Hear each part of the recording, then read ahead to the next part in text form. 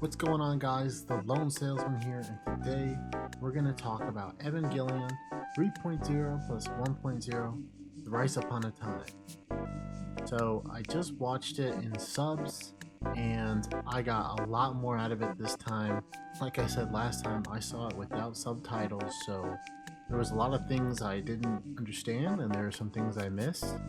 And I didn't cover spoilers last time. I just kind of went into loosely what the plot was about, and I talked about some character things. So this time, I'm going to give a brief plot overview and also, along the way, explain some things I might have missed and some key details that maybe you might have missed, or some things that might need some explaining. So here we go. Without further ado, I'm just going to go in chronological order from when I saw it in the film. I got my notes here, so let's knock this out. Alright, first off, we get a nice little recap.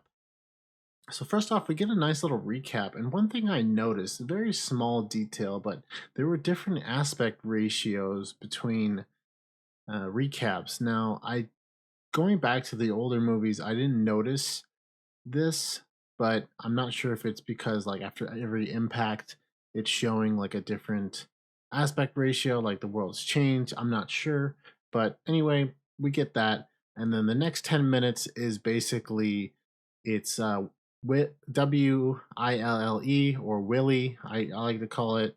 They are deneutralizing the L field in Paris, and they have some sort of new mechanism.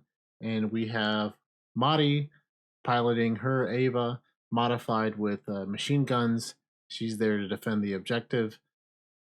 And of course, we see modified angels being deployed from NERV. Now, it's loosely explained that these were, I guess, experimental, or back in the day, I guess it was illegal to weaponize angels, but now that it's the apocalypse, um, who cares, right? NERV is going to do whatever they want to do. So they basically not only did this to purify the zone, but they're also doing it to get extra parts for the Avas, which makes sense. They need to salvage whatever they can from NERV. So obviously NERV is trying to stop them, sending out these weaponized angels. And at one point we do see perhaps the same sniper weapon that was used in the first movie, or when they were fighting the Diamond Angel. I'm not 100%, but I feel like that was the same cannon, and they block it with these battleships they use as a shield. And Mari barely makes it out, but she defeats it just because she's a ferocious fighter. There are some small things too, like I don't know if you noticed, there's a lot of Panasonic plugins. It's kind of like random, a little distracting. Like, why do you like? I don't know. It's fine. So after the scene, it's a huge action scene. Nothing much there. It's just we're just getting the crew. We're seeing Ritsuko. We're seeing the rest of the crew members basically just doing their thing to, you know, save the world. And right after this, we get to see Shinji, Asuka, and Rei. They're walking back, and we get to see the apocalypse-ridden world, the results of the third impact. And Shinji is just feeling guilty. He caused all this because he was so he wasn't exactly tricked, but he kind of believed what he was kind of tricked by his father, and then he got the spears, and Kaoru sacrificed himself to stop this travesty. And he's still also feeling the trauma of seeing, a close friend of his head just exploding right in front of him, because originally going back, Willie was going to kill Shinji to stop the third impact. So what Kaoru did was he took the collar himself instead of Shinji dying, and died for him. So he's still pretty upset about that. So this next 30 minutes, it's a big tonal shift. It was so strange to me when I first saw this, because I was like, we just had a huge climax from the previous movie, and now we had another good action scene just to kind of ramp it up. And then they switched to the settlement area, which is we see familiar faces like Toji, his wife, which was the class rep. We see Kaneki, and we also see some other familiar faces. And it's like, okay, so now we're in this peaceful situation, like the world's ending, but this settlement's fine. So they explain that basically there is a group of survivors that did survive the third impact, and now they're pretty much just living their lives. And Toji, he's kind of a doctor, but not exactly certified. They're just basically doing what they can to survive. So everyone's doing their job, and Asuka, she's just like, whatever, I'm just gonna wait for the next mission. Shinji, he's still depressed. He doesn't want to talk to anyone. And Rei, we have clone Rei, and she basically doesn't know anything about anything, right? So she was only taught what she needed to know from NERV. So now she's just asking like, "Oh, what's this? What's this?" Like Nikogo, what's this? And everyone's kind of like, "Okay, well, this isn't Ray." It's strange that all the characters kind of accept that too. They're like, "Oh, okay, well, maybe they think she just has amnesia. Like they don't really know. They just kind of write it off as whatever. They accept her into the society, and Ray kind of tries to integrate herself and become normal. We kind of see each character do their own thing, right? Asuka is cutting herself off as usual, not very social, but very confrontational when it comes to Shinji. And Rei, she's, like I said, clueless, a deer in the headlights, and Shinji is just completely depressed. They also explain that I guess that Willie had this setup where they had all these supplies sent from that corporation called Credit. They basically explain that that's how they're getting most of their supplies. So eventually, Shinji comes back to his house, and then he sees Asuka, which basically gives him the trauma like, oh shit, like this reminds me of Karu when he died. We see a naked Asuka for whatever reason, I don't know, and then she's just like beating him up or at least mad at him because back in previous movies when she was stuck in the Eva, he never made a decision to save her or kill her. So she's still kind of pissed at him from that. And of course, starting the impact. So we see her where Ray becomes a rice farmer, and she befriends these normal people, and she's just farming, and everything seems normal. We get a strange conversation between Ray and Asuka, and Asuka basically tells her like, "Look, you're programmed to have feelings for Shinji, and all of this is just fake." And what I didn't understand was like, well, wait, is Asuka like Ray? And later on, they kind of insinuate that as well, like, oh, these are the different types of pilots.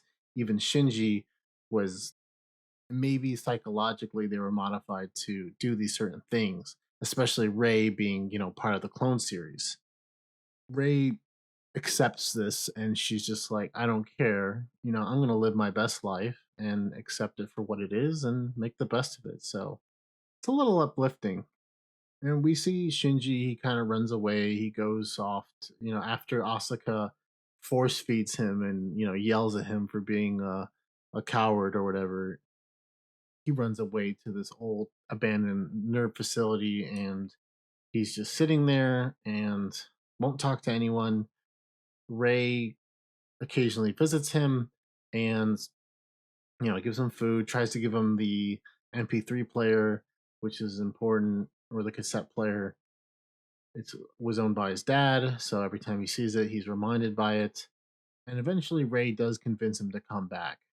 So then we get to see the outside world more, the wanderers or the headless Avas like wandering around. It's like the intermittent of the human instrumentality project. It's like not quite there yet. So we see these weird things, and Shinji's just trying to do his part, or at least he talks to Kaneki. Then we get another strange thing with Ray, where it's saying her suit, her LCL, is becoming unstable, and then she realizes like, oh, I'm a clone, and yeah, there's no way I can operate outside of NERV. So we later get to see Kaiji and Misato's son. He's the heir, and basically, he doesn't even know that he's related to Misato or Kaji. He just knows that his parents are dead or whatever. Since she's leading the cause, she didn't want to. She knew she couldn't be a mother for him, so she just let him do his thing. We also later learned that Kaji sacrificed himself to help stop the third impact. So after one last talk with Ray and Shinji, she's just like thanks him, and she ends up passing away and turns into LCL. It's strange. She turns back into her white suit. The meaning behind that maybe is that she's back to her old self, or her spirit still lives on, and then she goes. So after this, Shinji's like, fuck man, like I need to fight. And everyone, of course, has conflicting thoughts about this because, we later see a scene where the crew is debating, like, should we even take this guy on? Do we have a choice? Like, whatever. And this later comes up in the ending. Also, we see a short conversation between Ritsuko and Misato about preserving life. They have like seeds on the ship, so I guess it was mainly meant to be like an ark, like Noah's Ark kind of. Evangelion has a lot of biblical references, so the ship is basically kind of like Noah's Ark and has all these seeds. So in case the world falls, they can replant everything. We also see we go back to Gendo, and later come back to Gendo and Fuyutsuki, and they're just kind of explaining what they're trying to do next. Got the new Ray units to pilot these new Avas they created, and then of course their plan to start the fourth impact. Now, the thing with the fourth impact, like they kind of explain, okay, they're above this black moon, and their base is below this giant like crater, and I guess the main thing with that thing is supposed to create the spear in which is used to, you know, destroy the world and finish off the human instrumentality. They basically explain the ore or the black moon that turns into the spear they use to finish it up. We later also see a conversation with Shinji and Asuka. They kind of make up. They're like, all right, we both grew up. We're better than what we're used to, which is a little relieving. We see less of Shinji being a coward in this. After that whole 40 minutes of him just groveling, we finally see him kind of own up to his mistakes. And so does Asuka a little bit. So the geography between everything is a little strange because I guess all of this takes place in the South Pole, and they're being launched from space or something. Like this part confused me a lot. And if you guys know, because when the ship takes off, it looks like it's taking off from the moon or just maybe a different part of the world. And they say that they're going to the South Pole of where the original second impact happened to basically dive in and stop the plot of everything. So that's when the big action scene happens. There's a different Wunder ship. So the ship is called Wunder, and they see different versions of it. The NERV, so it's originally a NERV schematic, and I guess NERV finished the ship, so they're fighting them. See these weird Avas with like skull heads. Like I didn't really understand the point of that. Maybe because they're more human. They're seeds of Adam or Lilin.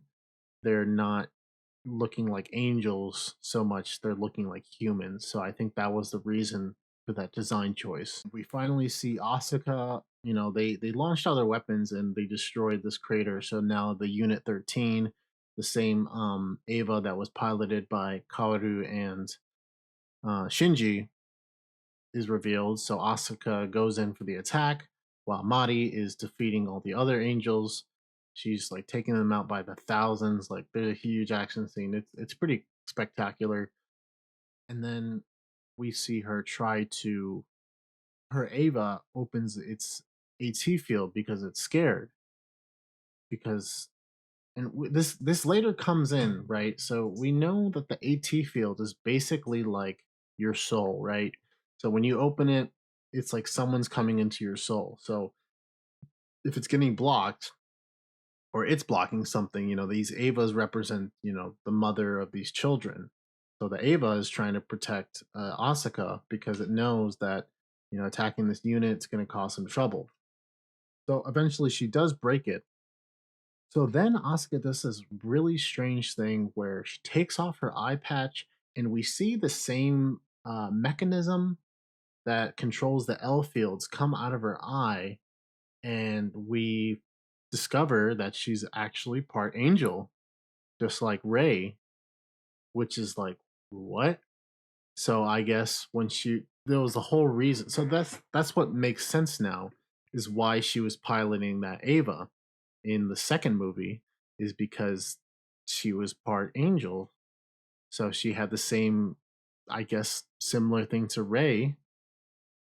She has the angel blood, so she's like a mix, and she unleashes that. She does like this huge berserk mode. She turns her Ava and herself into an angel, and she tries to dive in and defeat the Unit 13. However, its AT field is just too strong, and she even starts to get manipulated herself by her original self, or what we see to be her original self, and it abducts her and takes her in, kind of like what happened in the original series when Ray was absorbed, or even the second movie when Ray was absorbed by the angel or Ava. And this was huge to me because I was like, I always thought that Asuka was her own person. She was like Shinji, just a normal kid who was chosen for this project. But now it seems like she's been experimented this whole time, and or at least in the second movie from that point, and she is turned into this half angel, half human creature. So then we see Wunder is getting fucked up again by another type of Ava, Mark 9. They seem to have the same virus ability that was shown in the show, and it was also showcased in the third movie as well. So that thing is kind of stopping the ship. Mari is eventually defeated. Her arms are torn off. She can't really fight anymore. And then finally, we see the new spear created. So the fourth impact, everything's coming together. So while all this is happening, the ship fucking falls, and Misato just says, fuck it. Her and Ritsuko, they go confront Ikari Gendo, and they look at him face to face, and Ritsuko just does the first thing anyone else would do and just tries to shoot him in the head twice while he's talking. And he later explains that he's pretty much given up his humanity, and you see his brain and his gut, like, his skull is just opened up, and he's like, yeah, I gave up my humanity. His eye is like almost like an angel, like it's like this energy. So he basically is like, yes, I gave up my humanity, and you just can't kill me that way. So he later explains that each impact has its own meaning. So the second impact was the ocean. That's why the ocean turned from blue to red. And that's why the series opens up with that, because that happened in the past. And the third impact, the earth turns, takes the earth away. So that's why in the third movie, we see the earth being destroyed to nothing. And then finally, fourth impact is meant to take over the soul or reinvent that. So his main thing is to reunite all souls together so he can see his wife again. That's what happened in the original series. It combined everyone's thoughts and meanings, breaks all the AT field. So going back to the AT field thing, uh, these it's basically explained that everyone has an AT field, and this is what's stopping us from connecting with each other. Only by opening them up to each other is how we, connect. And he's saying, well, let's get rid of that. And so everyone's just one collective. It's a very convoluted plot just to get reunited with your wife, but that's what it's all about. This guy's trying to do whatever he can after working on the Ava project, doing all this, sacrificing everything, or his wife even doing that. He wants that's all he wants. He just wants to get her back. He also wants to kind of just transcend humanity and pretty much mimic what the angels are. He keeps explaining that, well, while the humans took the fruit of knowledge, the angels took the fruit of life. So they have the key to surviving. As humans, we have limited lifespans. Well, he wants to transcend that, become gods, give that to everyone. But obviously, that's sacrificing everything we know. So finally, we see Shinji appear while after he explains all this and he realizes he has to be the one to confront Gendo. So Gendo's like, all right, well, come get me. I'm in Unit 13. He goes into this anti universe to use the spear. But before that happens, the crew tries to stop Shinji. They're like, look, last time you tried to do something like this, you tried to you almost ended the world. We see one of the main crew members who she earlier explains that her family was killed because of Shinji, and she tries to stop him. Then we see Sakura, which I failed to mention earlier. She was upset to see him. She was happy to see him, but she was mad to see him. She cares about Shinji, and she was mad at him for leaving because you know he basically kind of like betrayed her, but it was for what he thought was doing good, right? So she tries to shoot him, and before she can do it, Misato takes the bullet, and everyone's just like shocked, and Misato's like, I believe in Shinji, so you guys should too. So then later, Shinji's like, hey Rei, the anti-universe is like this huge construct. He realizes there's no way he's going to find his father without Rei, and somehow he transports to the Unit 13 and asks her for help, and presto, he's there. And Rei has this. We see her with this long hair. She looks beautiful. I'm not really sure what the maybe like that's like they're trying to say that's like her perfect form or something. Like this is her final form, I guess. That's what NERV made her into. But she still, loves Shinji and wants to help him. So that's what she does. So finally, we have this weird confrontation between Gendo and Shinji. They're having this big fight with the spears. Shinji's spear is the spear of hope, and Gendo's is the spear of despair. So they're having this big fight, and they're switching from scene to scene. Like first they're in the city, everything's all choppy, and then they switch to the beginning of, which is like the beginning of the first episode of Evangelion or the movie. They pretty much emulate it shot for shot. Later, they go even like to ridiculous places like Misato's apartment with all the beer cans and everything, all the whole mess. And they even go to the classroom, Ray's apartment, different scenes throughout the series, and then they finally go to the village, which we saw earlier. Him and Gendo realize that they can emulate each other's movements. There's no point in fighting, so they talk it out. Like this is the climax to your movie. Like they just decide we're not going to fight, we're going to talk. And meanwhile, while this is all happening, we see the Black Lilith and the additional impact coming, where we see this giant human-like feature of Rei. It's not like an anime face, but it looks like a real person's face. It's very creepy, and she turns all the wanderers into headless Rei bodies.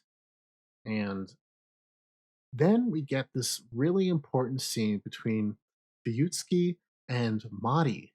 And Fuyutsuki recognizes Mari and calls her a name that no one else mentions. I can't remember the last, it's like Mari Inoue. And I'm like, wait a minute.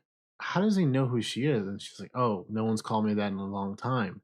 And from what I got from this is because we see her in other later scenes between Gendo talking about Yui in the flashbacks, we see like a woman that looks like Mari. So I think Mari must have been on this development team and must have defected to a different company after everything went down. So she, even though she's like my least favorite character, it seems like she's kind of like the missing connection between the two organizations, WILLE and NERV, and she's not who she seems to be. She seems to be like maybe she sacrificed her bodies to clone herself or pilot Ava's, something like that. And because she's the one to confront him, and she's like, "Yeah, the jig is up. Kill yourself, whatever." Because she's just there to kind of help stop the angels attacking and the additional impact. Like I said, she destroys the rest of the Mark 7s and Mark 8s, going into her own mode.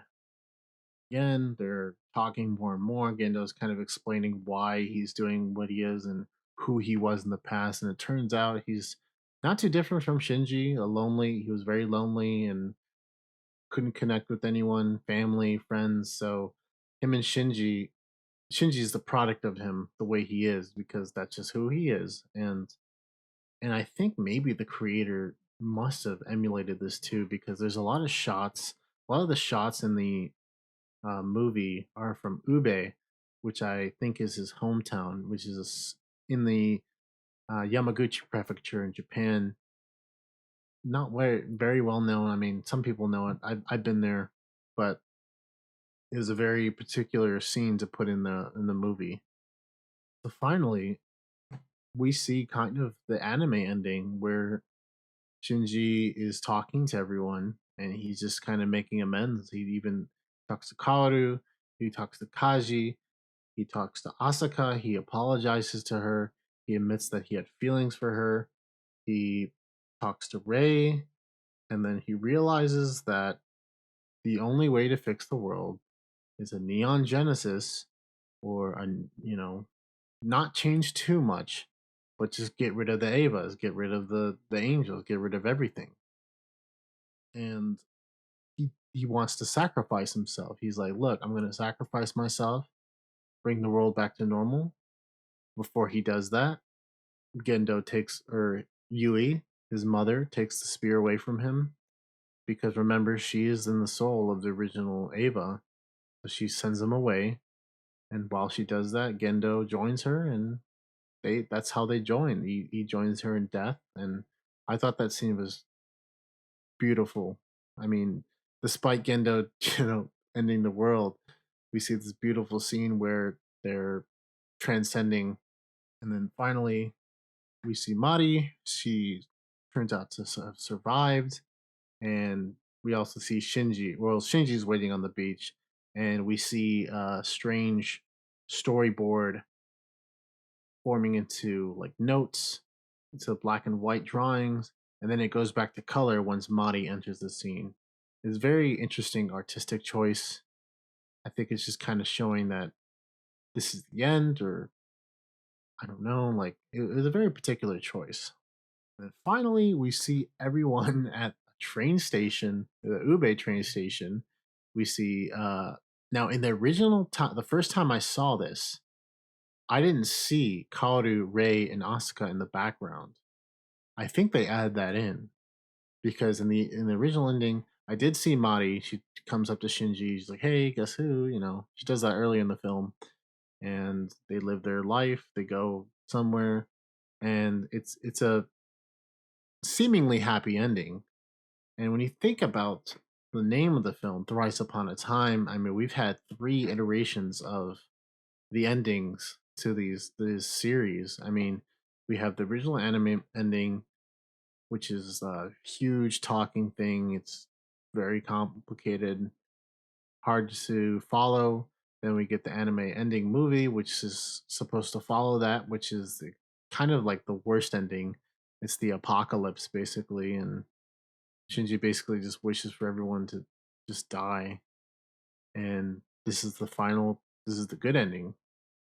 I mean, the original anime ending was kind of a good ending too because he confronts all everyone's problems and fears, and it was just poorly executed, I guess, because the show kind of ran out of money towards the end. But this movie kind of wraps everything up, and I feel like they just did a better job of explaining everything, maybe. And even if you didn't watch the anime and you just watch the movies, you still get a understanding of what they were trying to do. Like, this was a progression of the apocalypse happening to fuse everyone together to bring Gendo back to his wife. That's what this was all about. And then Shinji is just a product of all that trauma, and then he's carrying this burden, and finally everyone grows up. Asuka realizes, she had a scene earlier too with herself. She realizes her flaws, and she was jealous of Shinji. That's why she always hated him, because she always saw him with his family. Her past is, her mother killing herself when she was a very young age, and all she had was her imaginary puppet to talk to. And for some reason, Kaneki, the guy with the glasses, he's the one to kind of talk to her about it. Because I guess they did live together, but there's a strange connection between those two. But the real important scene was when Shinji finally apologizes to her, and he's like, "Look, I'm sorry for being so indecisive, and I like you too." He just didn't know how to deal with those feelings. So overall, I'm satisfied, and I'm hoping that they just leave the series as is. We don't need to see any more to this, right? I mean, Evangelion was just meant to have these deep meanings, this deep lore, the science to it, and then all of that leads to what seems to be the apocalypse, but really it's all just a guy trying to get his wife back, and everything in between, just the sacrifices, the symbolism to Christianity, everything. It's amazing. It's a beautiful series. Like, I've seen other shows that somewhat get to this level, but the show is a masterpiece. And when I was done with it, I just watched it again. I'm just happy. I'm just happy to see a happy conclusion to all of this.